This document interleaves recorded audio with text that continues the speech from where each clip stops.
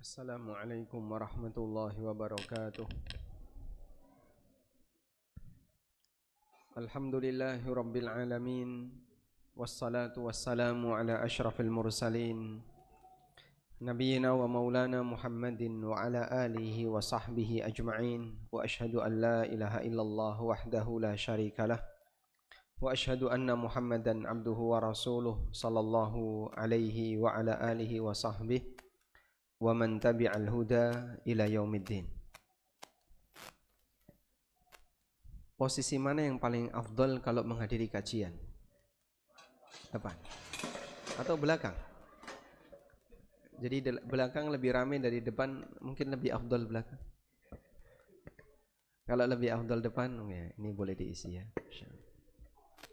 Kecuali yang sudah uzur, boleh nyender di belakang. Sudah uzur itu usianya 70 ke atas.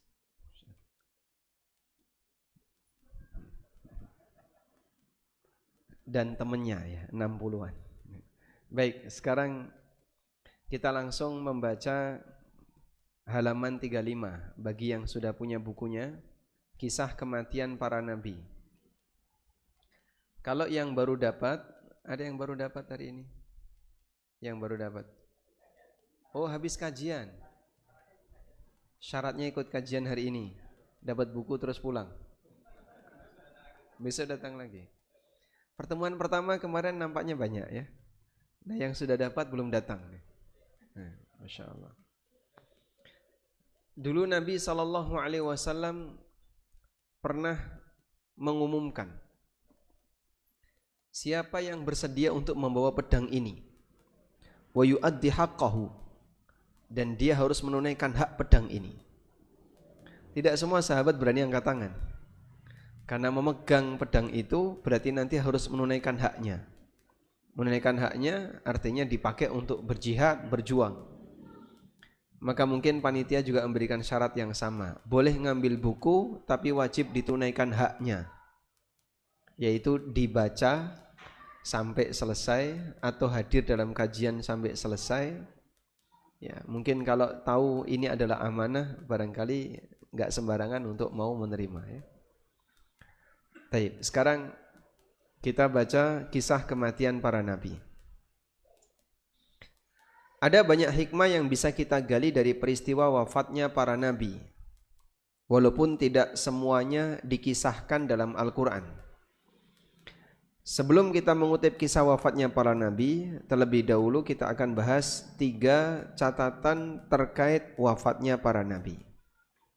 Nah, sebutkan nabi yang tidak disebutkan dalam Al-Quran.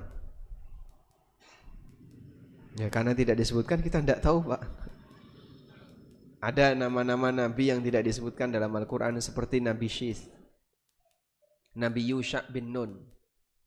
Yang disebutkan dalam Al-Quran hanya ada 25, seperti dalam nyanyian anak-anak yang mungkin Bapak Ibu sering dengar.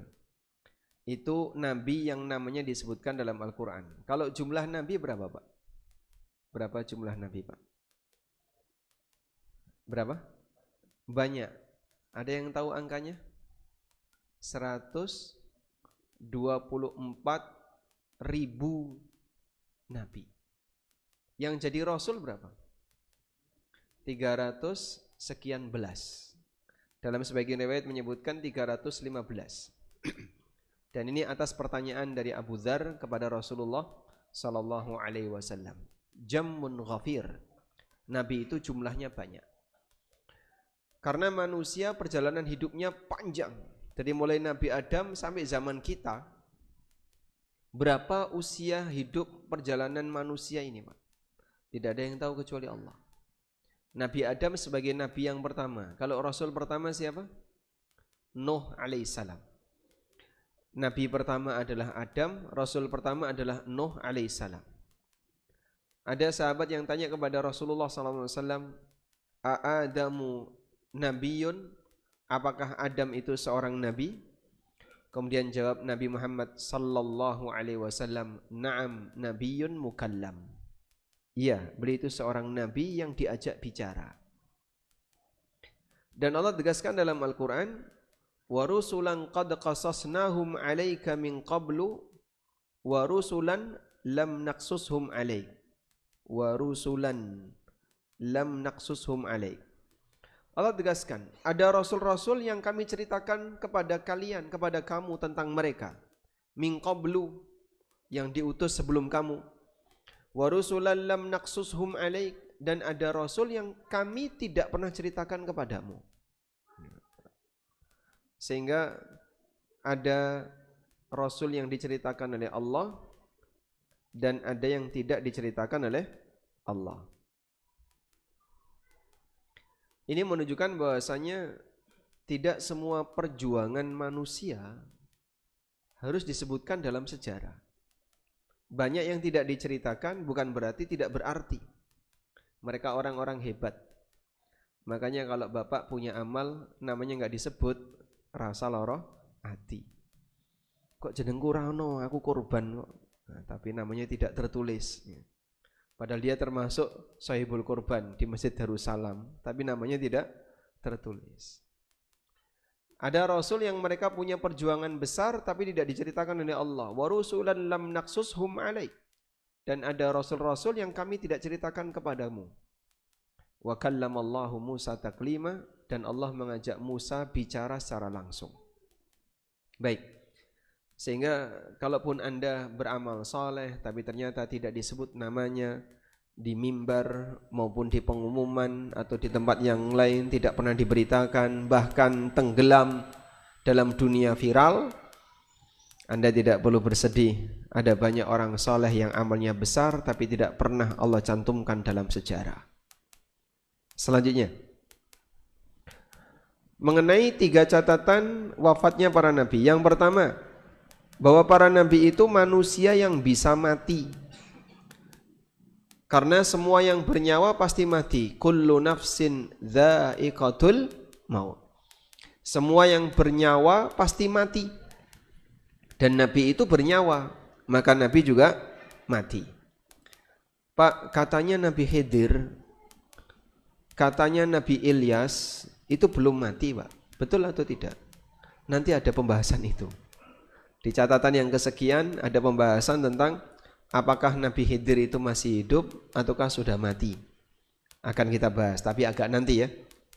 Namun kita sepakat dulu bahwa semua nabi pasti mati karena mereka manusia. Allah Subhanahu wa taala menegaskan, innaka mayyitun wa innahum mayyitun. Sesungguhnya engkau akan mati dan mereka orang kafir itu juga akan mati. Thumma innakum yaumal qiyamati 'inda rabbikum takhtasimun. Kemudian kelak di hari kiamat kalian akan berdebat di hadapan Rabb kalian. Ayat ini sebenarnya konteksnya berkaitan dengan ketegangan antara muslim dan kafir. Kalaupun mereka bertindak jahat kepadamu, mereka berbuat dolim kepadamu, kau mati mereka juga akan mati. Bahasa lainnya gini, Pak. Tentara Israel yang membantai kaum muslimin di Palestina, apakah dia akan hidup abadi, Pak? Kira-kira gimana? Mereka juga akan mati. Mereka tidak akan hidup abadi. Sehingga rakyat Palestina banyak yang mati atas kejahatan mereka, tapi yang membantai rakyat Palestina, dia tidak akan hidup abadi. Dia juga akan mati. Nah terus, ya cuman masalah siapa yang duluan saja. Rakyat Palestina mati, Israel juga bakal mati, semuanya akan mati. Dan ini menghibur Rasulullah SAW. Artinya sejahat apapun manusia dan dia banyak berbuat dolim kepada siapapun, bahkan sampai korbannya banyak, dia tidak akan hidup selamanya, dia pasti akan mati. Kemudian kalian di hari kiamat akan berselisih di hadapan Rabb kalian untuk diadili siapa di antara kalian yang paling benar. Dan termasuk Nabi Muhammad SAW, beliau mati dan jasadnya dikubur di rumah Aisyah radhiyallahu anha. Karena itu jika ada orang yang meyakini bahwa Nabi Khidir, Nabi Ilyas atau wali tertentu belum mati, itu semuanya adalah keyakinan yang tidak benar. Manusia yang paling mulia yaitu Nabi Muhammad SAW saja beliau meninggal dunia, apalagi yang derajatnya di bawah beliau sallallahu alaihi wasallam. Dan ini prinsip yang pertama ya. Karena Nabi itu manusia, sehingga Nabi bisa mengalami kematian. Selanjutnya,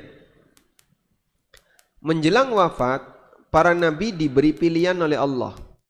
Dan ini khusus bagi para Nabi.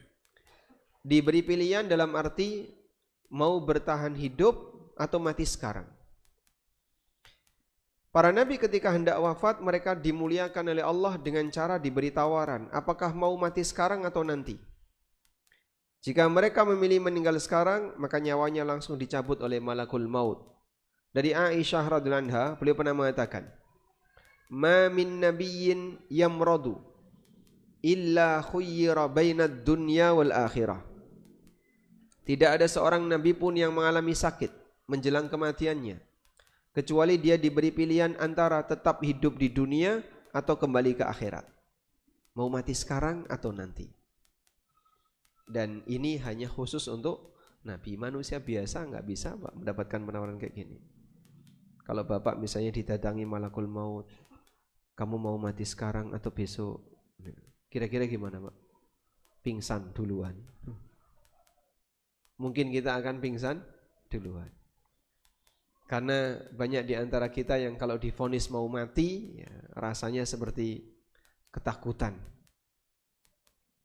Aisyah mengatakan, ketika Rasulullah SAW sedang dalam sakit yang mengantarkan wafat beliau, Rasulullah SAW mengalami suara serak yang sangat berat. Aku mendengarnya, beliau berkata, "Ma'alladzina an'amallahu alaihim." Aku ingin bersama dengan mereka yang diberi nikmat oleh Allah. Jadi suaranya pelan, tapi karena kepala Rasulullah SAW di mana Pak? Di dada Aisyah radhiyallahu anha. Kepala Nabi SAW di pangkuan Aisyah radhiyallahu anha, sehingga saat Nabi SAW mengeluarkan suara serak pelan didengar oleh Aisyah. Ternyata beliau mengucapkan kalimat ma'alladzina an'amallahu alaihim. Aku ingin bersama dengan mereka yang diberi nikmat oleh Allah. Kata Aisyah, dari situ aku menyadari bahwa beliau sedang diberi tawaran, diberi pilihan. Apakah mau mati sekarang atau bertahan? Hadis sahih riwayat Bukhari Muslim. Dalam riwayat yang lain, Nabi Muhammad SAW bersabda, "Innahu lam yuqbad nabiyyun qat." Tidak ada seorang pun nabi yang dicabut nyawanya hatta yara maq'adahu minal jannah, sampai dia melihat tempatnya di neraka, sampai dia melihat tempatnya di surga. Tsumma yahya au yukhayyar. Kemudian beliau dikasih pilihan antara bertahan hidup atau milih mati. Dan itu khusus bagi siapa? Sekali lagi para nabi. Aisyah mengatakan, ketika Rasulullah SAW menderita sakit yang menyebabkan kematiannya, dan saat ajal telah mendekat, kepalanya berada di atas pangkuanku. Beliau pun pingsan. Ketika sadar, pandangannya menatap ke arah langit-langit rumah. Lalu beliau berkata, "Ya Allah, ma'ar rafiqil a'la." Aku ingin bersama dengan teman-teman yang mulia, yaitu para penghuni surga yang mulia. Maka aku berkata, berarti beliau tidak memilih kami untuk tinggal di dunia. Beliau lebih milih membersamai arwah para nabi yang lain.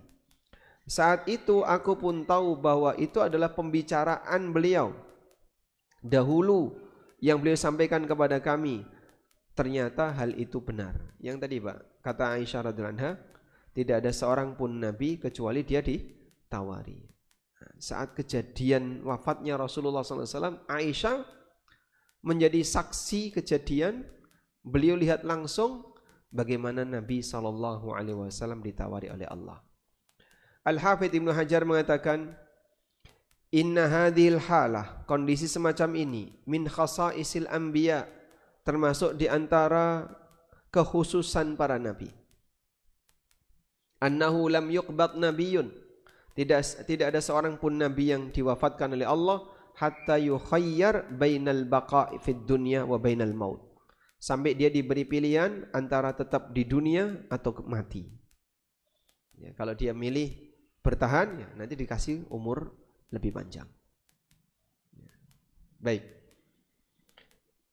Yang ketiga, catatan ketiga, masih berkaitan dengan kematian para nabi. Para nabi itu dimakamkan di tempat di mana dia meninggal. Para nabi dimakamkan di tempat di mana dia meninggal. Ada enggak manusia yang tahu dia akan meninggal di mana? Ada ya Pak? Tidak ada. Allah tegaskan dalam Al-Quran, wa ma tadri nafsun bi ayyi ardin tamut. Tidak ada satupun jiwa yang tahu di mana dia akan mati. Tidak ada satupun jiwa yang tahu di mana dia akan mati. Nah, berarti ketika seseorang dimatikan di tempat tertentu, itu adalah pilihan Allah untuk orang itu. Dan ketika seorang nabi diwafatkan di tempat tertentu, berarti itu adalah pilihan Allah untuk tempat makamnya. Karena makam nabi itu tepat di mana beliau diwafatkan. Aisyah radhiyallahu anha menceritakan kejadian saat Nabi sallallahu alaihi wasallam wafat. Lamma qubida Rasulullah sallallahu alaihi wasallam, ikhtalafu fi dafni. Saat Nabi sallallahu alaihi wasallam wafat, para sahabat itu beda pendapat di mana tempat makamnya. Faqala Abu Bakar radhiyallahu anhu, kemudian Abu Bakar As-Siddiq radhiyallahu anhu mengatakan, sami'tu min Rasulillahi sallallahu alaihi wasallam syai'a. Aku pernah mendengar satu hadis dari Nabi sallallahu alaihi wasallam. Qala, beliau bersabda, ma qabadallahu nabiyyan illa fil mawdi'il ladzi yuhibbu ayyudfana fihi. Tidaklah Allah mencabut nyawa seorang nabi kecuali di tempat di mana Allah suka untuk dimakamkan di situ. Idfinuhu fi mawdi'i firashihi. Maka makamkanlah beliau di tempat tidur beliau. Karena beliau wafat di tempat yang biasanya dipakai untuk istirahat bersama Aisyah radhiyallahu anha. Hadis ini sahih riwayat Ahmad, At-Tirmidzi dan yang lainnya. Dalam riwayat yang lain dari Abu Bakar As-Siddiq radhiyallahu anhu, Nabi sallallahu alaihi wasallam bersabda, innan nabiyya sallallahu alaihi wasallam la yahulu an makani. Sesungguhnya Nabi sallallahu alaihi wasallam tidak dipindahkan dari tempatnya. Yudfanu min haitsu yamut. Beliau dimakamkan di tempat beliau mati. Fanahau firasyahu, akhirnya ranjangnya disingkirkan. Fahafaru lahu mawdi'a firasyihi, tepat di bawah ranjangnya itu digali. Dan ini hanya keistimewaan bagi Rasulullah sallallahu alaihi wasallam. Manusia zaman sekarang boleh nggak Pak seperti ini Pak? Saya harus dimakamkan di tempat di mana saya mati. Berwasiat seperti itu. Matinya di ICU rumah sakit. Digali jadikan makam. Seneni wong akeh. Sehingga manusia biasa tidak berlaku yang seperti ini. Dan kalaupun dia berwasiat ya tidak ditunaikan. Karena ini wasiat yang melanggar aturan. Sebab ini kekhususan bagi para nabi. Setelah kita membaca 3 catatan tentang kematian para nabi, berikutnya kita akan membaca kisah wafatnya para nabi. Dimulai dari wafatnya Nabi Muhammad SAW. Dan di buku ini saya ceritakan Nabi Muhammad SAW, Nabi Isa, Nabi Musa, Nabi Sulaiman, kemudian Nabi Khidir, ya. Karena mereka disebutkan ceritanya dalam dalil. Sehingga yang enggak disebutkan ceritanya, cerita kematiannya dalam dalil, ya kami tidak punya data tentang itu. Ada nabi yang diceritakan hidupnya beliau, dakwahnya beliau, tapi kematiannya tidak diceritakan. Kemudian tentang Nabi Muhammad SAW, kita akan lihat terlebih dahulu fakta sejarah. Para ulama sepakat bahwa Nabi Muhammad SAW wafat di hari Senin, tahun 11 Hijriah. Harinya Senin, tahunnya 11. Mereka beda pendapat tentang tanggal wafatnya. Rasulullah SAW. Mayoritas berpendapat beliau wafat tanggal 12 Rabiul Awal. Ini pendapat mayoritas ahli sejarah. Sebagian menyatakan tanggal 12 tidak tepat, karena haji wada beliau itu bertepatan dengan hari Jumat. Melihat urutan hari sejak itu, maka tanggal 12 Rabiul Awal tidak tepat jika dikatakan di hari Senin. Mau ngitung nggak Pak? Bapak kalau mau ngitung misalnya, kita anggaplah ngitung sederhana. Arafah tanggal berapa Pak? 9 Zulhijjah. Ini di hari Jumat. Ya? Berarti 1 Muharram ini kan 9 Zulhijjah tahun 10 Hijriah. 1 Muharram 11 Hijriah kira-kira hari apa Pak? Nah. Ngitungnya gimana Pak? Ya ini ada dua kemungkinan, antara 29 atau 30 kan gitu ya. Berarti nanti selisihnya cuma sehari. Sudah? Maka di sini juga sama, nanti selisihnya hanya sehari. Kalau enggak misalnya ya, kalau enggak Selasa ya Rebu. Nah, nanti Bapak hitung lagi, Muharram terus Safar. 1 Safar tahun 11 Hijriah. Ini hari apa? Ada dua kemungkinan juga, geser sehari. Karena Muharram ini bisa 29 atau 30. Muharram, Safar terus Rabiul Awal. Nah, sebenarnya enggak jauh-jauh. Tahun 11 Hijriah. 1 Rabiul Awal 11 Hijriah hari apa? Nah, ini sama juga antara 29 sampai 30 hari. Nek kau berngitung monggo. Kalau punya waktu luang ya, mau nambahi tugas kerjaan, ini boleh dihitung. Nanti kalau terlalu jauh, ini harinya kalau saya hitung antara Sabtu sama Ahad. Jauh enggak itu?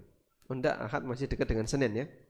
Kalau agak jauh ya misalnya antara Selasa, Rebu sama Kamis, itu agak jauh. Kalau enggak Rebu Kamis Pak. Nah itu yang menjadi pertimbangan pendapat yang kedua ini. Jika haji wada beliau itu Jumat, berarti 12 Rabiul Awal seharusnya bukan Senin. Pasti hari yang lain. Padahal ulama sepakat wafatnya beliau di hari Senin. Dan beliau dimakamkan di hari apa? Malam Rabu, Selasa malam. Beliau baru dimakamkan. Kok tertunda Pak? Katanya diperintahkan untuk menyegerakan pemakaman jenazah. Apalagi ini seorang nabi. Kenapa pemakamannya tertunda? Karena harus menunjuk pemimpin pengganti. Sehingga sebelum ada pemimpin pengganti, maka jasad presiden, jasadnya pemimpin tertinggi tidak boleh dimakamkan. Tunggu sampai pemimpin pengganti ada. Dan proses pergantian menunjuk pemimpin pengganti pasca wafatnya Nabi SAW, karena kan tidak ada wasiat dari beliau, sampai terpilihnya Abu Bakar As-Siddiq radhiyallahu anhu melalui baiat yang dilakukan di mana? Saqifah Bani Sa'idah. Di tempat itu kaum Muhajirin dan Ansar bersepakat menunjuk Abu Bakar As-Siddiq sebagai khalifah.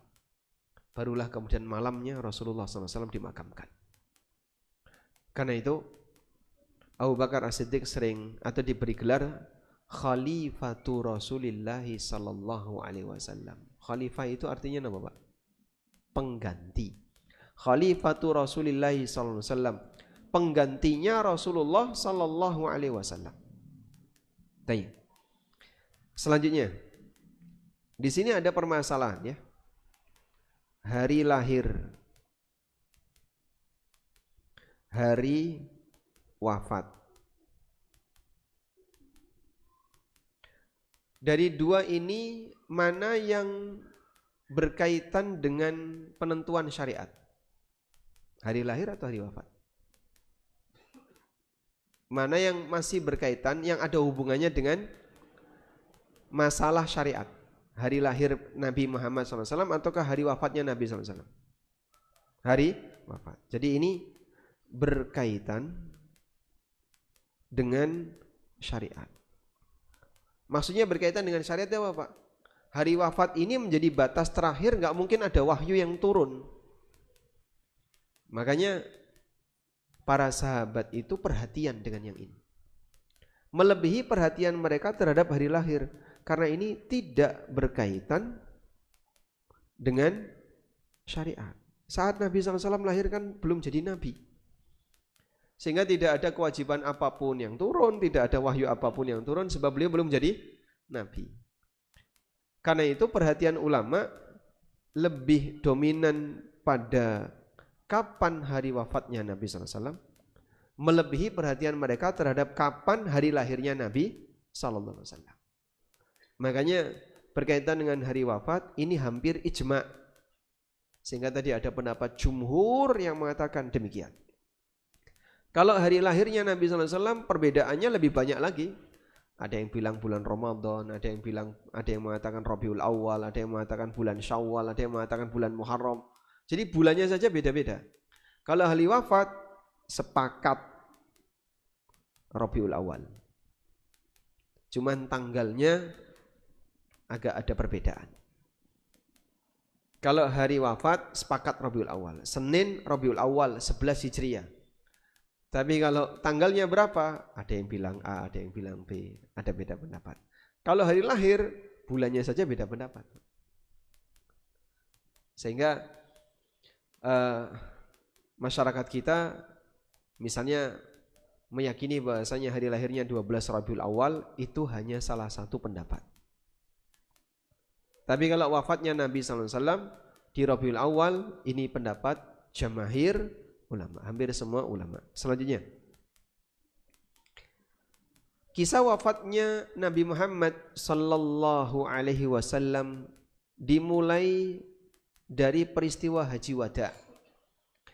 Saat itu Allah turunkan firman-Nya, "Idza jaa nasrullahi wal fath wa ra'aitan nasa yadkhuluna fi dinillahi afwaja." Apabila telah datang pertolongan Allah dan Fathu Mekah, dan kau lihat manusia mereka masuk ke dalam agama Allah afwajan secara berbondong-bondong. Fasabbih bihamdi rabbika wastaghfir, maka sucikanlah nama Rabbmu dengan memujinya, wastaghfir, dan minta ampunan kepadanya. Innahu kana tawwaba, sesungguhnya dia zat yang maha penerima taubat. Surat ini mengisyaratkan dekatnya ajal Nabi sallallahu alaihi wasallam. Sehingga Rasulullah SAW mulai mengucapkan kalimat dan melakukan sesuatu yang mengisyaratkan perpisahan. Dan surat ini turun saat kapan? Beliau berada di Mina. Ini di Mina. Makanya idza jaa nasrullah disebut sebagai surat yang terakhir turun secara utuh. Kalau ayat yang terakhir turun kan katanya ya, surat Al-Maidah ayat 3, Al-yauma akmaltu lakum. Itu turun ketika di Arafah saat Haji Wada. Ini turun ketika di Mina, juga ketika Haji Wada. Ada kemungkinan saat Tarwiyah, ada kemungkinan saat lempar jumrah. Kalau saat lempar jumrah berarti ini lebih belakangan daripada al-yauma akmaltu lakum. Tapi ayat yang terakhir turun secara mutlak, sebagaimana keterangan Ibnu Abbas radhiyallahu anhuma, itu ada di akhir dari surat Al-Baqarah. Ayat berapa Pak? Ayat ini Pak. Wattaqu yawman turja'una fihi ilallah. Thumma tuwaffa kullu nafsin ma kasabat wa hum la yudlamun. Ibnu Abbas mengatakan ayat ini turun 9 hari sebelum Rasulullah sallallahu alaihi wasallam wafat. Kalau al-yauma akmaltu lakum dinakum, sebagaimana dalam keterangan Umar bin Khattab, turun ketika Haji Wada. Haji Wada dengan wafatnya Nabi sallallahu alaihi wasallam masih 2 bulan lebih. Kalau ini selisih berapa hari tadi? 9 hari. Dan inilah ayat yang terakhir turun. Wattaqu yauma, takutlah pada hari. turja'una fihi ilallah. Kalian semua akan dikembalikan kepada Allah. Tsumma tuwaffa kullu nafsin ma kasabat wa hum la yudlamun. Kemudian setiap jiwa akan diwafatkan, kemudian setiap jiwa akan dipenuhi sesuai dengan apa yang telah dia kerjakan, wa hum la yudlamun, dan mereka tidak dizalimi. Selanjutnya, saat turun ayat ini mengisyaratkan bahwa ajalnya Nabi SAW sudah dekat. Bapak bisa memahami dari mana, Pak? Kenapa idza jaa nasrullahi wal fath itu disebut sebagai isyarat dekatnya ajal Nabi SAW? Seperti keterangan Ibnu Abbas saat ditanya oleh Umar bin Khattab, apa yang kamu pahami tentang idza jaa nasrullahi wal fath? Kata Ibnu Abbas, hadza ajalu Muhammadin sallallahu alaihi wasallam a'lamahu iya. Itu adalah ajal Nabi Muhammad SAW yang Allah beritahukan kepada beliau. Dari sisi mana? Kok bisa dipahami ini ajalnya Nabi SAW? Karena ketika seluruh umat manusia di sekitar beliau sudah masuk Islam, wa ra'aitan nasa yadkhuluna fi dinillahi afwaja. Engkau lihat manusia masuk ke dalam agama Allah secara berbondong-bondong, dan itu terjadi pasca Fathu Mekah. Makanya tahun di mana Rasulullah SAW banyak menerima tamu, tahun berapa? 9 Hijriah. Disebut dengan Amul Wufud, tahun tamu. Saking banyaknya, Pak, dari suku A, perwakilan menyatakan, ya Rasulullah, kami dari suku A, dari Padukuhan B, Kapanewon C, menyatakan masuk Islam. Kami dari Padukuhan ini, kelurahan ini, menyatakan masuk Islam. Kami dari sini menyatakan masuk Islam. Sehingga hampir seluruh jazirah Arab semuanya masuk Islam. Maka ketika beliau sudah melihat situasi itu, berarti tugas beliau sudah selesai. Dan kalau tugas seorang Nabi sudah selesai, harus purna tugas. Purna tugasnya gak kayak ASN terus pensiun, kemudian diberi rumah pensiunan. Tapi beliau akan menerima pahala dari Allah dan balasan dari Allah. Lalu beliau sallallahu alaihi wasallam sesaat lagi akan dijemput ajal. Fasabbih bihamdi rabbika wastaghfir, maka sucikanlah dengan memuji Rabbmu dan mintalah ampunan kepadanya. Sejak turun ayat ini, Rasulullah sallallahu alaihi wasallam setiap rukuk dan sujud beliau memperbanyak membaca apa kalimatnya? Subhanakallahumma rabbana wa bihamdika Allahumma gfirli. Kana an-nabiy sallallahu alaihi wasallam yukthiru fi ruku'ihi wa sujudihi. Subhanakallahumma rabbana wa bihamdika Allahumma gfirli. Yata'awwalul Quran, karena beliau mentakwil dari perintah Al-Quran. Maksudnya adalah melaksanakan perintah Al-Quran. Maka ini jadi sunnah saat rukuk dan sujud. Bacaannya apa tadi? Subhanakallahumma rabbana wa bihamdika Allahumma gfirli. Hafal ya? Baik, coba yang belakang. Masya Allah, diwakili oleh Pak Muadzin. Subhanakallahumma rabbana wa bihamdika Allahumma gfirli. Nabi SAW ketika turun ayat ini, beliau mengucapkan kalimat dan melakukan sesuatu yang mengisyaratkan perpisahan. Beliau bersabda saat haji wada, "Lita'khudhu anni manasikakum." Hendaknya kalian memperhatikan manasik dariku. La'alli la alqakum ba'da 'ami hadza. Bisa jadi aku tidak akan ketemu kalian setelah tahun ini.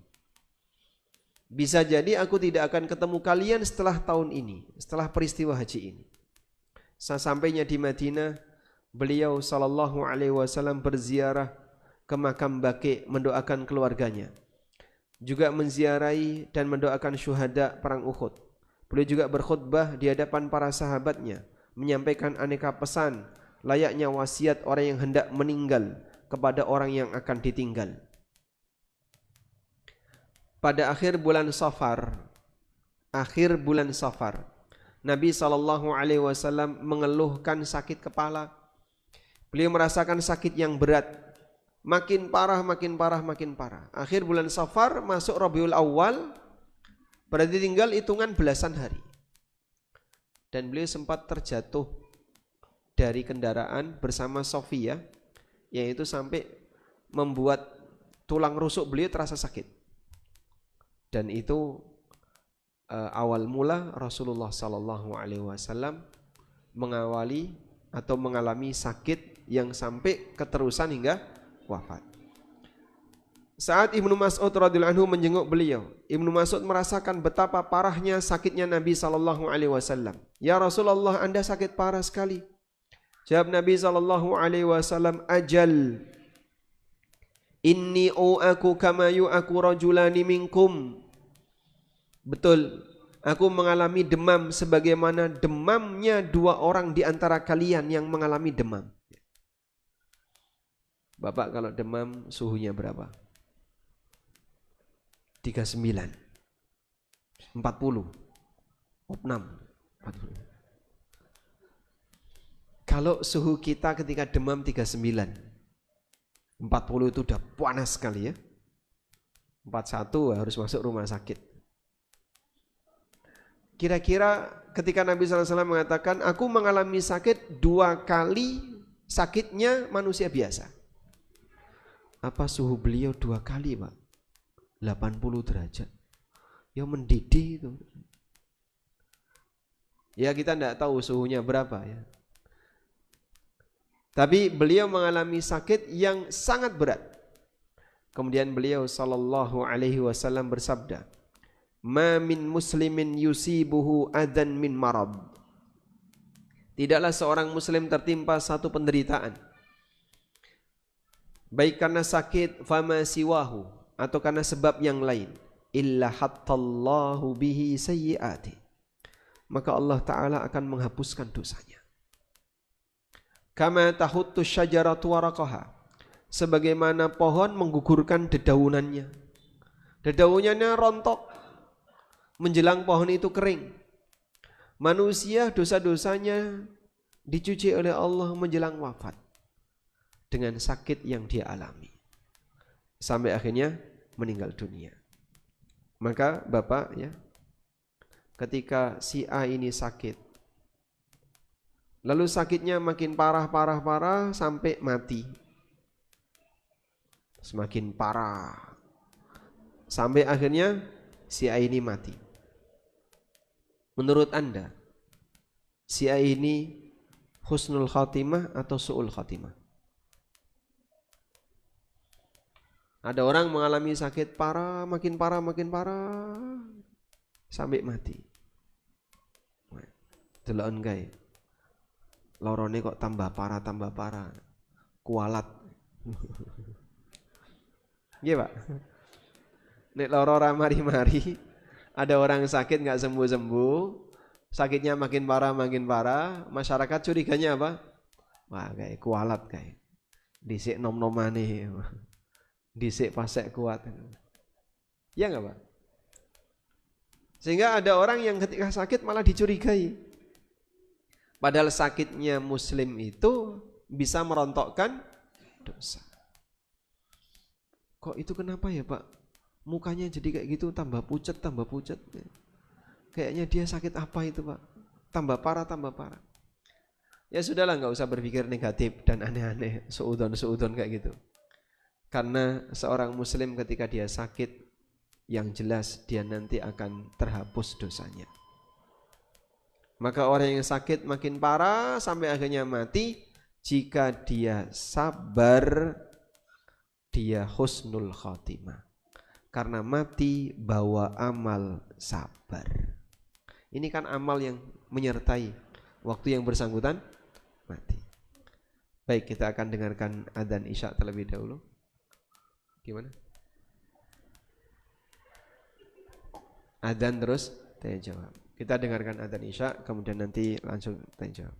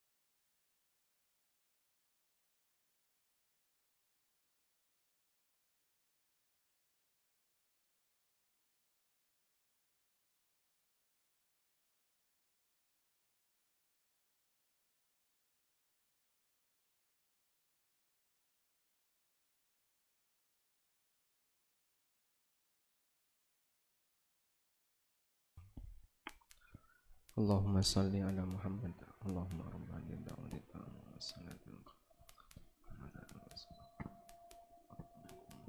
Baik, jamaah sekalian, ini kita masuk di sesi tanya jawab. Saya harapkan sesuai dengan kesepakatan kita, satu penanya satu pertanyaan, dan tidak boleh curhat, langsung tutup poin aja nanti biar waktunya semakin panjang untuk kita diskusi. Oke, pertanyaan pertama, siapa yang bertanya? Oke, Bapak.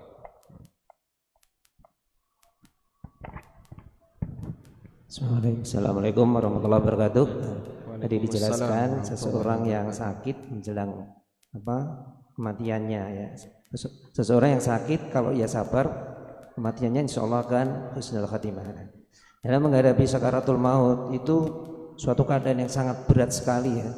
Ada yang menggambarkan seperti seseorang dikuliti secara cepat gitu, kulitnya dikuliti gitu ya. Nah, dalam salah satu hadis dijelaskan bahwa seseorang yang bisa mengucapkan la ilaha illallah maka ia akan dijamin masuk surga. Kaitannya dengan ini, apakah kondisi seperti ini itu otomatis terjadi pada seseorang jika seseorang itu secara istiqomah melakukan usaha-usaha untuk terus mendekatkan diri kepada Allah, atau bagaimana? Mohon penjelasannya. Terima kasih. Jazakallahu khairan katsir. Assalamualaikum warahmatullahi wabarakatuh. Waalaikumsalam warahmatullahi wabarakatuh. Kita tidak bisa memastikan bagaimana kondisi kita saat meninggal. Merencanakan mungkin bisa, tapi memastikan tidak bisa. Ada orang yang bilang, aku pengen mati dalam kondisi sujud, aku pengen mati dalam keadaan sholat, aku pengen mati ketika haji. Bahkan sebagian jamaah haji ketika berangkat, dia sudah siap kalaupun kapundut, ya, kalaupun meninggal nanti di tanah suci, ya Allah aku sudah siap ya Allah. Sehingga sebatas merencanakan mungkin, tapi memastikan tidak bisa. Karena itu yang bisa kita lakukan adalah berharap. Dan berharap itu tentu ada muqaddimahnya. Apa muqaddimah ketika seseorang mengharapkan sesuatu? Bahasa lainnya gini, orang pengen setelah lulus SMA, cita-citanya masuk fakultas kedokteran di UNER atau UGM misalnya. Berarti seharusnya siswa ini persiapan enggak, Pak? Persiapan. Apa persiapannya? Ya, dia harus belajar untuk bisa nanti ketika SPMB mendapatkan porsi masuk kedokteran atau masuk jurusan A, jurusan B. Kurang lebih seperti itulah orang normal akan berpikir. Kalau kamu pengen dapat ini, seharusnya ada perjuangan yang harus kau lakukan. Selanjutnya, perjuangan apa yang bisa dilakukan oleh seseorang untuk bisa mendapatkan mati yang baik? Allah Subhanahu wa taala berfirman dalam Al-Qur'an, "Wala tamutunna illa wa antum muslimun." Jangan sampai kalian mati kecuali dalam kondisi muslim. Al-Hafidz Ibnu Katsir ketika menjelaskan ayat ini beliau mengatakan, "Man 'asha 'ala syai' mata 'alaih, wa man mata 'ala syai' bu'itsa 'alaih." Siapa yang hidup punya kebiasaan tertentu, maka dia akan mati sesuai kebiasaannya. Dan siapa yang mati dalam kondisi tertentu, dia akan dibangkitkan oleh Allah sesuai dengan kondisi saat dia mati. Berarti pengantar untuk bisa mendapatkan husnul khatimah adalah miliki kebiasaan yang baik. Husnudzon kepada Allah dengan kebiasaan yang baik ini, Allah Subhanahu wa taala akan menjaga sang hamba. Dan penjagaan yang tertinggi ketika sang hamba ini dijaga saat menjelang wafat. Dijaga sebagai orang mukmin, dijaga sebagai orang yang istiqomah. Termasuk dijaga sebagai orang yang bisa beramal soleh. Sehingga sholatnya selama sekian tahun dibuktikan oleh Allah, sholatmu terbukti baik sampai akhir hayatnya dia sholat. Dia mati dalam keadaan sholat. Meskipun begini, Pak, terkadang ada orang yang berharap mati dalam kondisi husnul khatimah, tapi dalam hatinya menyimpan niat yang enggak benar. Maksudnya apa? Aku pengen mati dalam kondisi sujud, biar nanti viral di masyarakat, lalu terkenal, namaku harum setelah aku mati. Mungkin enggak, Pak, ada orang kayak gitu, Pak? Jadi dia berharap bisa mati dalam kondisi sujud, bukan karena ngejar husnul khatimahnya, tapi biar namanya harum pasca dia mati. sehingga nanti diumumkan di mana-mana, bahkan CCTV masjid di-share di mana-mana.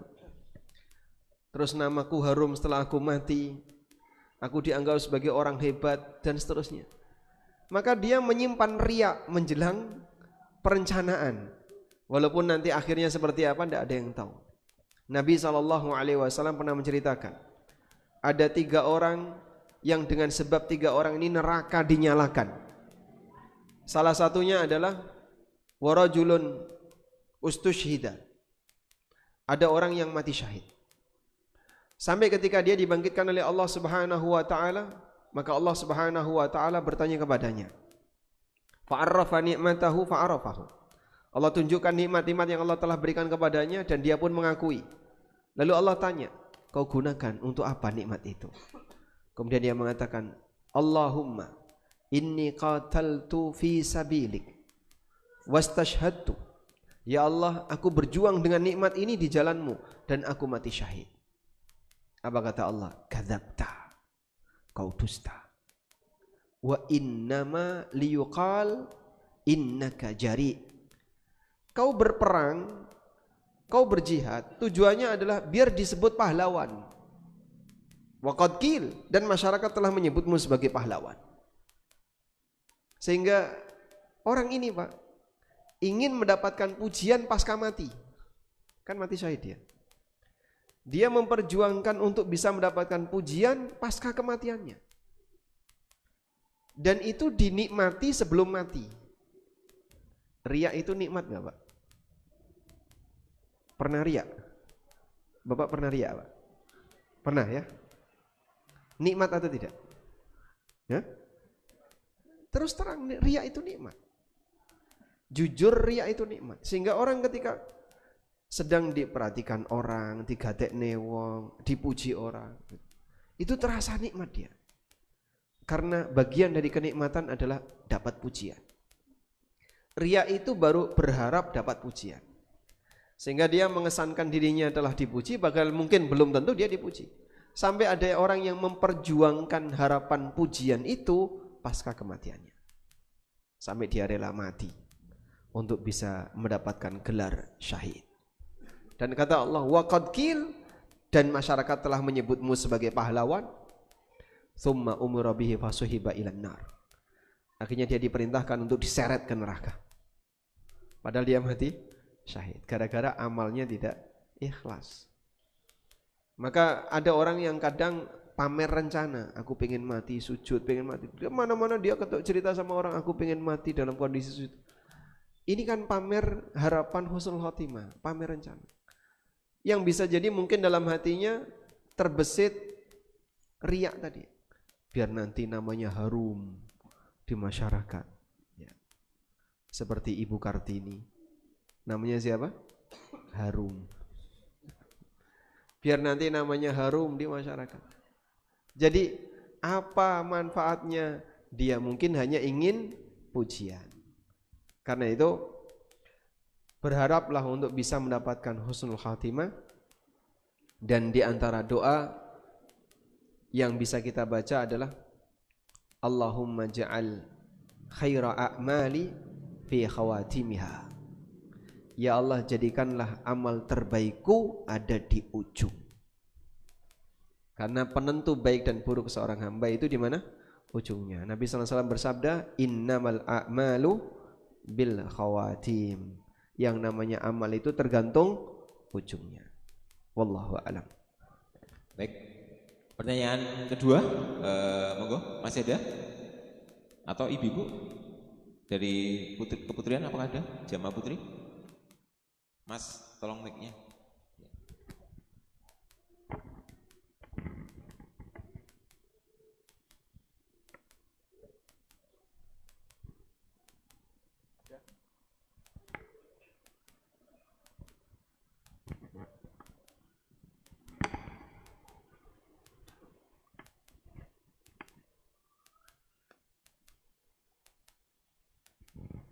Assalamualaikum warahmatullahi wabarakatuh.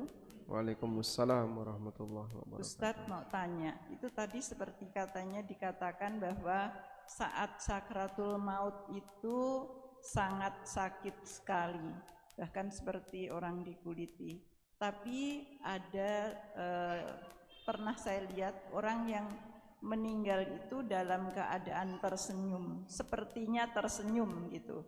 Itu bagaimana Ustadz? Matur nuwun. Ketika sakaratul maut, orang mengalami sakit yang sangat parah, bahkan itu juga yang dialami oleh Rasulullah sallallahu alaihi wasallam.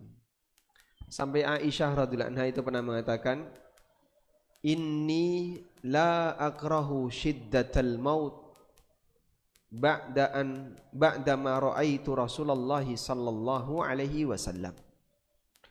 Aku tidak merasa orang yang matinya susah itu berarti orang yang buruk, setelah aku menyaksikan bagaimana situasi yang dialami oleh Nabi sallallahu alaihi wasallam. Sehingga jangan sampai kita kalau melihat ada orang yang matinya susah, matinya berat, kita agak lorong, wah iki kualat iki. Atau komentar yang lain, kok delokan disiksa dhisik kae. Suudzon seperti ini tidak boleh ya. Karena kita tidak tahu, bisa jadi justru yang bersangkutan dibersihkan oleh Allah dosa-dosanya di dunia sebelum dia wafat. Karena ketika dia masuk ke alam baru dalam kondisi dia sudah bersih. Dan hukuman di dunia itu lebih ringan daripada hukuman di akhirat. Sampai ada orang yang ketika sakit keluar belatung. Kenapa Pak keluar belatung Pak? Orangnya lumpuh, gak bisa bergerak, sehingga cuma tidur di satu posisi. Gulungnya ini gak bisa Pak, karena lumpuh tadi Pak. Nah ketika badannya ini sudah rusak karena gak pernah bergerak, sampai ada belatung dan gak ketahuan. Saya pernah dapat cerita itu ya, karena lumpuh itu ada belatung di punggungnya. Wah, ngeresiki belatung itu ya orang kalau gila-gila Pak. Makanya Allah Subhanahu wa taala mempertahankan Ashabul Kahfi dengan cara apa? Wa nuqallibuhum dzatal yamini wa dzatal shimal. Ashabul Kahfi tidur selama 309 tahun, enggak makan, enggak minum, hidup. Tapi gerak.